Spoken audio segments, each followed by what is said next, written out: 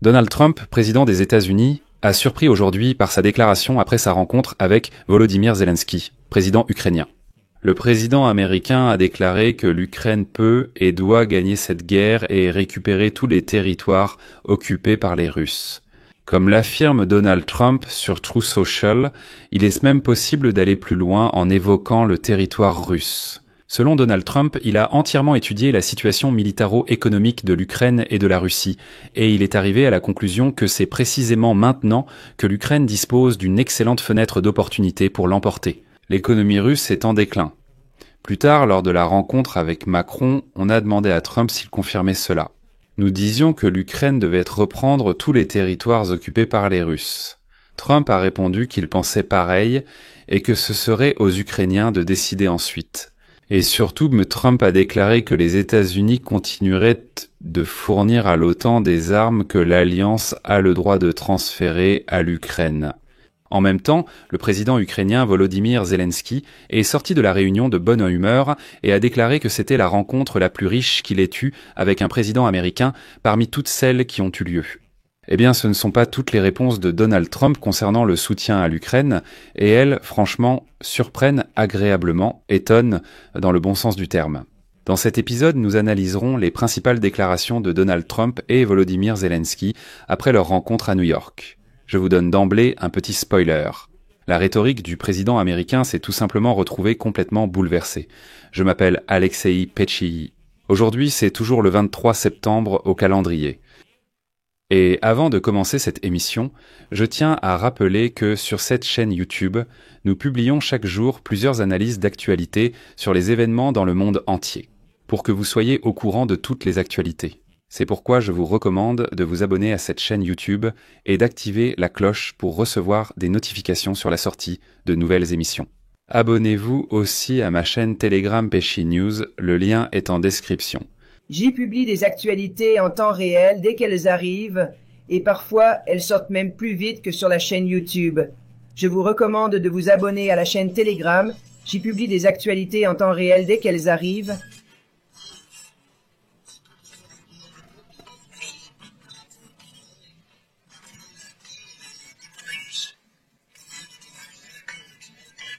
Ainsi, la rencontre entre Trump et Zelensky à New York a duré environ 1 heure et a clairement été productive. D'après les déclarations de Trump et l'attitude de Zelensky, les deux dirigeants ont clairement établi un bon contact personnel. Zelensky se vante du fait que Trump lui fait certainement plus confiance qu'à Poutine. Trump lui-même dit d'écouter. « J'espérais que mes relations personnelles avec Poutine aideraient à mettre fin rapidement à cette guerre, mais il s'est avéré que mes relations avec Poutine ne signifiaient rien. » C'est la première fois que Trump exprime une telle déception envers les dictateurs russes. Trump ne traite plus l'Ukraine et Zelensky avec le même mépris qu'auparavant. Je veux débuter cet épisode autrement. Ceci est un post de Donald Trump sur le réseau social Truth Social, publié juste après la rencontre entre Trump et Zelensky. Je vais le citer entièrement. Donald Trump écrit « de Donald Trump. Eh bien, cette approche de Donald Trump a surpris beaucoup de gens. Aujourd'hui, tout le monde est sous le choc. En effet, c'est un changement radical de rhétorique de la part du président américain qui, il n'y a pas si longtemps, je le rappelle, reconnaissait la Crimée comme russe et était prêt à faire pression sur Kiev pour que l'Ukraine cède tout simplement le Donbass à Poutine, même les territoires qui ne sont pas occupés par les Russes, en échange de ces mêmes territoires ukrainiens. Soudain, Donald Trump a évoqué pour la première fois la victoire de l'Ukraine. Mais ce n'est pas tout. Dès le début de la rencontre avec Volodymyr Zelensky, Donald Trump a déclaré que les États-Unis et lui-même éprouvaient je cite, « un immense respect pour le combat que mène l'Ukraine ». C'est tout simplement incroyable. Ensuite, la parole a été donnée à Zelensky. Le président ukrainien a déclaré « Merci pour cette rencontre, vos efforts pour arrêter la guerre, le programme Pearl et les pays de l'OTAN. D'ailleurs, grâce à votre soutien et à la possibilité d'acheter des armes aux États-Unis, nos soldats ont pu libérer 360 km² et encercler 1800 soldats russes, mais ici, très probablement, ils ont été faits prisonniers. Nous appuyons, Monsieur le Président, votre proposition pour que certains pays européens arrêtent d'acheter du pétrole et du gaz russe. J'ai discuté avec le Premier ministre slovaque, Robert Fico. Je pense qu'ils ont besoin de certaines voies alternatives et ils soutiendront cette idée. Je ne suis pas sûr que les Hongrois soient prêts, mais tout cela est pour l'avenir. À cela, Trump a répondu qu'il était personnellement prêt à faire pression sur Viktor Orban, le Premier ministre de la Hongrie, pour qu'il renonce au gaz russe et il a promis de le faire. Ce qui est intéressant ici, c'est que, selon moi, la position de Zelensky et de l'Ukraine en général, à savoir que l'Europe doit renoncer aux ressources naturelles russes, a vraiment trouvé un écho chez Donald Trump. Autrement dit, Trump explique son inaction concernant les sanctions et les droits de douane contre la Russie et ses partenaires par le fait que l'Europe continue d'acheter des ressources énergétiques, c'est comme les russes. Pourquoi, dit-il, devrait-il imposer des sanctions si l'Europe ne le fait pas? L'Ukraine le répète depuis longtemps. L'Europe aurait dû cesser d'utiliser l'énergie russe avant la guerre totale. Et cette position, il me semble, a vraiment synchronisé les deux présidents. Ensuite, Trump, vous savez, semblait avoir totalement changé. Il a soudainement commencé à ressembler à un président qui vit dans le monde réel, qui dit des choses réelles. Et pas un mot sur le fait que Poutine veut la paix. Il faut préciser que cela ne signifie pas que des discours raisonnables de Donald Trump seront suivis d'actions. Eh bien, hélas, nous connaissons le président américain. Bien que sa publication sur le réseau social Trust Social après sa rencontre avec Zelensky montre que Trump change réellement de position. Et vous savez, ce ne sont plus de simples paroles en l'air. En général, nous verrons. Bien, mais pour l'instant, je vais citer les paroles de Donald Trump. On a demandé à Donald Trump si les pays de l'OTAN devaient abattre l'aviation russe entrant dans leur espace aérien. Oui, c'est ce que je pense, a répondu Trump. Faites-vous toujours confiance à Poutine? Je vous le dirai dans un mois, répond Trump. Ensuite, on demande à Trump, êtes-vous prêt à accorder des garanties de sécurité à l'Ukraine? Ce à quoi il répond, nous en parlerons plus tard. J'espère que nous serons en position d'en discuter un peu plus tard, car il est encore trop tôt pour répondre à cette question.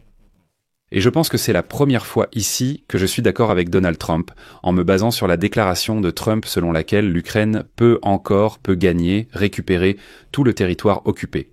En ce moment, il n'y a vraiment aucun sens à parler de garantie de sécurité, c'est juste des paroles en l'air.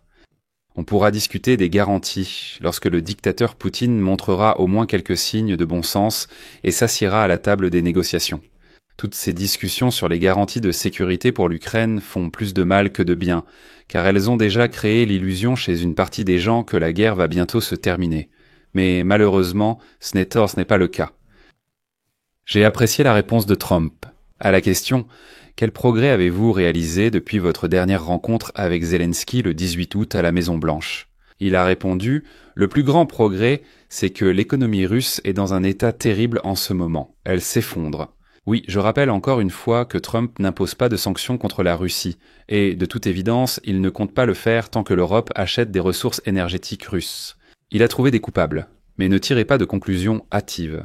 Le fait que Trump admette qu'on peut étrangler économiquement la Russie est déjà positif.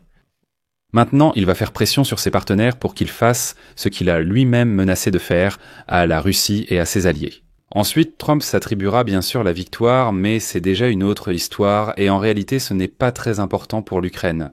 Ce qui compte pour l'Ukraine, c'est le résultat, les faits, et non les méthodes par lesquelles ce résultat est obtenu. Je continue à citer Trump. Honnêtement, l'Ukraine fait un très bon travail pour arrêter cette armée vraiment énorme. C'est tout simplement incroyable, vous savez, cette armée qui était censée finir en 3 ou 4 jours. Les gens disaient que ça irait très vite. Il faut rendre hommage aux soldats ukrainiens, et tout le monde chez eux est impliqué. Il n'y a rien de bon là-dedans pour la Russie. La Russie n'a pas l'air très honorable quand cela dure déjà depuis 3 à 5 ans. Et la chose la plus franche dans le discours de Trump, citation, « Il semble que tout cela ne va pas se terminer de sitôt ». Autrement dit, Trump a compris qu'il est impossible de terminer rapidement la guerre, il l'a compris pour la première fois et l'a déclaré publiquement. C'est impossible à cause du refus du dictateur russe Poutine. Il n'y a qu'une voie de contrainte et malheureusement, elle ne peut pas être rapide. Ici, il n'y a pas de baguette magique. Ici, il faut vraiment que tout l'Occident, et pas seulement l'Occident, commence simplement à étrangler ces barbares de Russie économiquement, par des sanctions, des droits de douane comme vous voulez. Mais il faut les étrangler, parce que ces barbares sales doivent vraiment être étranglés économiquement pour qu'ils vivent dans une misère totale, pour qu'ils n'aient rien à manger. Alors peut-être que ces barbares russes s'arrêteront, sinon ils n'ont pas l'intention de s'arrêter. Ensuite, Donald Trump a de nouveau parlé de l'argent pour l'Ukraine, mais cette fois sur un ton complètement différent. Ici, je ne vais pas m'étendre, je vais tout de suite citer. Citation. Joe Biden leur a donné 350 milliards de dollars, c'est beaucoup d'argent et beaucoup d'armes. Nous n'en avons pas tiré grand-chose. Il a donné de l'argent pour que l'Ukraine puisse se battre, et ils ont prouvé qu'ils sont très courageux. Ils se battent. Cette guerre dure depuis 3 ans et demi. Les gens pensaient que tout irait très vite, parce que la Russie est une grande puissance militaire. Mais l'Ukraine, ce sont de bons combattants, je vous le dis. Il faut leur rendre hommage, ils sont très courageux, ils ont du cran. Eh bien, c'est si on traduit littéralement. Et plus tard, lorsque Trump a rencontré Emmanuel Macron, il a soudainement déclaré que ses relations avec Poutine ne signifiaient rien. Cela signifie donc qu'il est temps d'aller de l'avant. Mais le plus étonnant, c'est qu'on a redemandé à Trump à propos de sa déclaration selon laquelle l'Ukraine pourrait gagner et récupérer tous ses territoires occupés par les Russes. On lui a demandé « Vous êtes sûr ? Vous pensez vraiment que l'Ukraine doit récupérer tous les territoires de perdus ?» À cela, Trump a répondu ceci, je cite, « C'est ce que je ressens, que l'Ukraine récupère toutes ses terres et ensuite on verra. » Donc, comme vous le voyez, la rhétorique de Trump a vraiment changé radicalement. Il a commencé à dire que oui, l'Ukraine doit gagner. Je le répète encore une fois, les méthodes par lesquelles cela sera atteint, ne sont pas vraiment si importantes. En fait, oui, Trump ne se précipite pas pour imposer des sanctions, il ne se précipite pas pour imposer des droits de douane, mais à la place, il fait pression sur l'Europe pour que ce soit elle qui le fasse. Oui, Trump, bien sûr, s'attribuera la victoire par la suite. Eh bien, tant pis, qu'il s'en attribue le mérite. Si cela conduit vraiment à la victoire de l'Ukraine dans cette guerre et à l'humiliation totale de ces Russes involontaires, lavés et sauvages.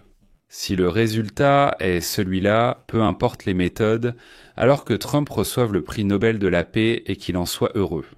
Je vais mettre des pointes ici. Les amis, donnez votre avis, écrivez vos conclusions dans les commentaires ou sous cet épisode. Écrivez dans les commentaires comment avez-vous perçu ces déclarations de Donald Trump. Je comprends que beaucoup restent sceptiques face à ces déclarations, disant que Trump a déjà beaucoup parlé. Laissez votre avis en commentaire, abonnez-vous, activez la cloche et likez. C'est tout pour aujourd'hui, prenez soin de vous, au revoir à tous. La suite.